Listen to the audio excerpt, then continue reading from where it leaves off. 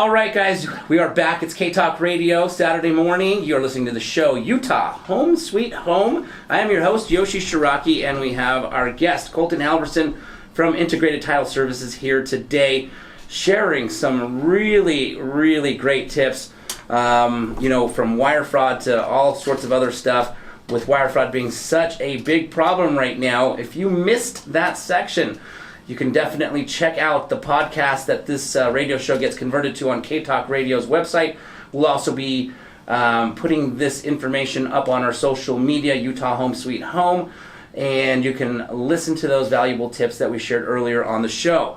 So we're back. We're going to go over the step-by-step of exactly what happens when you go under contract. I'm going to ask Colton some questions just so you guys know what's happening back there, because a lot of times you don't meet these individuals, the title company, the escrow officers, until the day it's time to go sign those documents. So they're doing a lot for you, though, from the time you go under contract till that day. So Colton, if we can go through the step-by-step to help people understand exactly what title companies and escrow officers are doing for them, let's start off by, instantly the property goes under contract. A buyer's shopping, they lock it under contract, whether you're representing that buyer or the seller.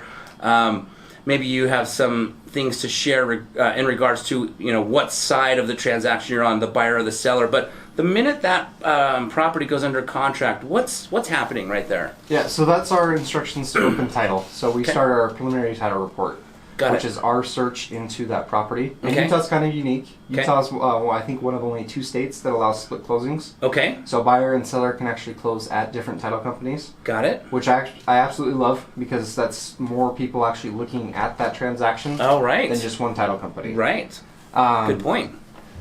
So we get the order. Okay. The rep see the lender request for refi or some other sort of instructions to open up that title report. Okay. And our title department, so we have an in-house title department at ITS. Okay. They actually go through and search the entire property back to patent. Oh, wow. So they search it all the way back, make sure that there's nothing that has ever been missed or anything that could pop up on that report. They look for judgments for the buyer and the seller. They look for any encumbrances that might be on the property, federal tax liens.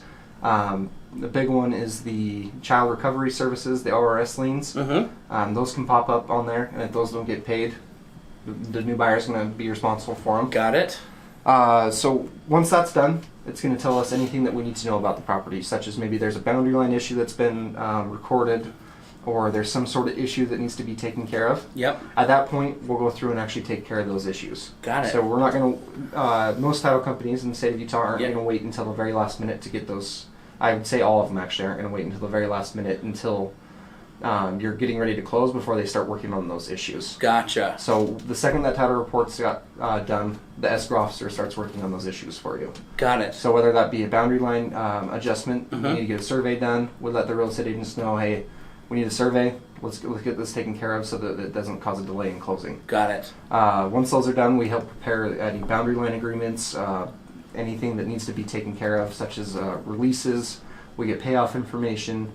We go through and we receive any instructions that the seller needs to send to us, say that we're paying out $35,000 to a cabinet company because he just installed new cabinets. Or something like that. We get those instructions up front. Yep. And then we prepare our settlement statements. Got it.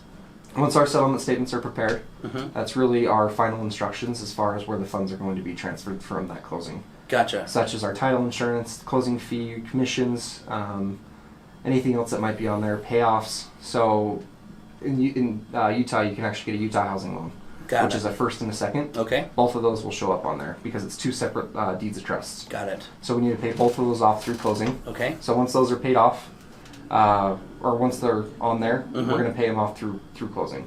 Okay. So the closing process now at this point, you're going to come in and sign your documents. We're going to hold all those documents in escrow, at least your deed of trust and your warranty deed.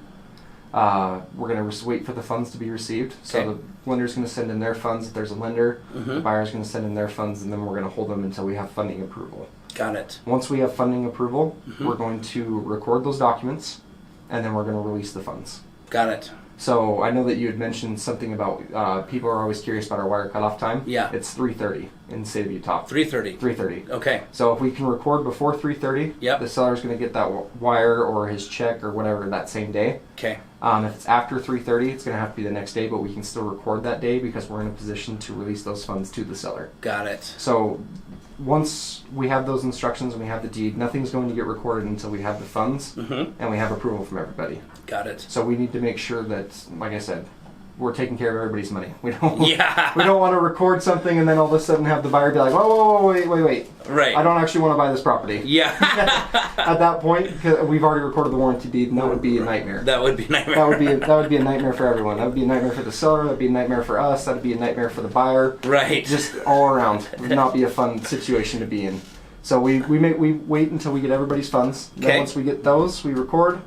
We release the funds to everybody per our settlement statement or whatever instructions we have to release those funds. Yep. And then we issue our policy. Got it. Our policy is like our final, this, you own the property, this is what's on your property. Got it. And basically it's your title to that property. Gotcha.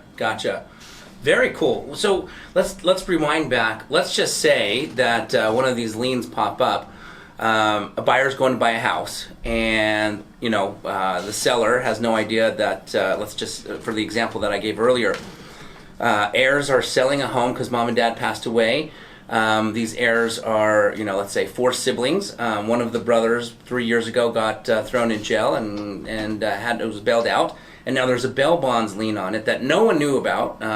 Maybe the brother who got thrown in jail. Maybe or the parents. Or the parents, they signed for it, right? Right. But the parents have passed away, so these 3 now heirs are obviously what? There's a $30,000 bail bond lien. The buyer, of course, doesn't want to incur that bail bond lien. What's the process of what title's now doing once that's discovered? Yeah, so we would reach out to the bail bonds company directly and obtain a payoff from them. Got it. I've dealt with this probably 3 or 4 times over the last year. Okay. Where there's a bail bonds lien on a property. Gotcha. And they weren't aware of it. Yep. And most of the time that they're not aware of it, it's because it's already paid off and they just haven't recorded a release yet. Got it. So normally we'll reach out to them. We'll Okay. get a payoff information from them. Okay. If there is no payoff because it's already paid off, Yep. they'll usually prepare reconveyance or release the lien. Okay. And we'll just go pick that up from them and record it, and then it's taken care of and done. Great. So it's a super easy process. It's not too complicated, right? Right. But at that point, it would just be released, move on with your life, and it's done. Perfect. So relatively easy. So Relatively easy. That's the good news.